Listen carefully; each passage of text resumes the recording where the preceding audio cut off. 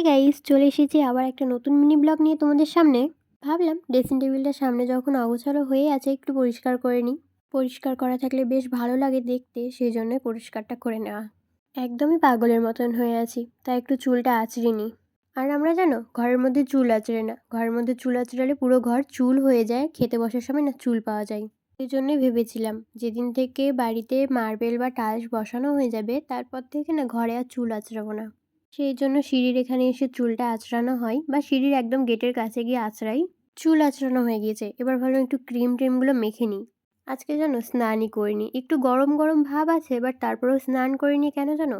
এর আগের দিন দিদার বাড়ি থেকে আমি কলাই সেদ্ধ নিয়ে এসেছিলাম মায়ের সাথে গিয়ে, বাট সেটা খেয়ে এতটাই পরিমাণে ঠান্ডা লেগে গিয়েছে, তো আমার সাথে সাথে পুচকিরও ঠান্ডা লেগে যেতে পারে, সেই জন্যই স্নান করিনি আর। তাই না, আমি সন্ধ্যার দিকে বা বিকেলের দিকে আমি ক্রিম মাখি না, আমার অতটা ভালো লাগে না ক্রিম মাখতে। সকালে স্নান করে যেটা ক্রিম মাখি ওটাই আমার থেকে যায় ঠিক। আজকে মুখ হাত পা ধুয়ে একটু ক্রিমও মাখিনি, তো সেই জন্যই এখন মাখতে বসলাম, ভাবলাম যে না মেখেই নিই। তো চলো একটু কিছু গল্প করে নিই তোমাদের সাথে। এই পড়াশোনাটা করছি বলে অনেকে অনেক রকমভাবে বাধা দিতে চাইছে, বাট সেটা হবে না কোনো দিনও। আমি যতদিন না চাইবো ততদিন তো হতেই পারে না। কারণ আমি এখন সংসার করার মতন অবস্থাতে নেই, কারণ ভাবলাম আগে পড়াশোনাটা যখন করতে পেরেছি তো পড়াশোনাটা করে আগে নিজের মতন দাঁড়াই, তারপরে সংসারের দিকে যাওয়া যাবে। দেখো, সংসার করার মতন বয়স তো এখনো অনেক পড়ে আছে। এখন আগে মাধ্যমিক দিব, উচ্চ মাধ্যমিক দিব, তারপরে কলেজে উঠে পড়াশোনাগুলো কমপ্লিট করব, তারপরে ভেবে দেখবো যে হ্যাঁ সংসার করা যাবে কি না। আর আমার যতদূর মনে হয় না সংসার করতে পারবো এই জন্মে।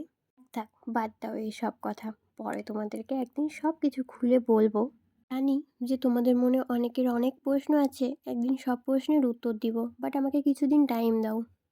মাধ্যমিকটা দিয়ে দিই, তারপরে অনেকটাই টেনশন থেকে বেরিয়ে আসবো। মাধ্যমিকটার জন্য একটু বেশি টেনশন আছে জানি, মাধ্যমিকটা 2026-এ, বাট কী হয়েছে, তাও তো টেনশন থাকেই না, প্রথমবার মাধ্যমিক।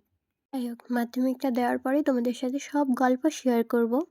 পুচকিকে একটু পড়ালাম, মানে পুচকি পড়তে খুব ভালোবাসে জানো না, আমি পড়তে বসলে ওও পড়তে বসে। প্রচুর নোট লিখতে আছে, কারণ আমি একটু পিছিয়ে পড়েছি নোট লেখা থেকে। নোট লেখাটাই আমার মেন করতে হবে, কারণ এর আগের বছর আমার যে অবস্থা হয়েছিল নোট না লেখার জন্য, সেটা আমার এখন খুব মনে আছে। শুধু আবার নোট লিখে গেলেই তো হবে না, পড়াটাও কমপ্লিট করতে হবে। তো ভাবছি নোটটা লিখি তারপরে পড়াটা করব, আর তার আগে আমি সকালবেলা পড়া করেছি কমপ্লিট।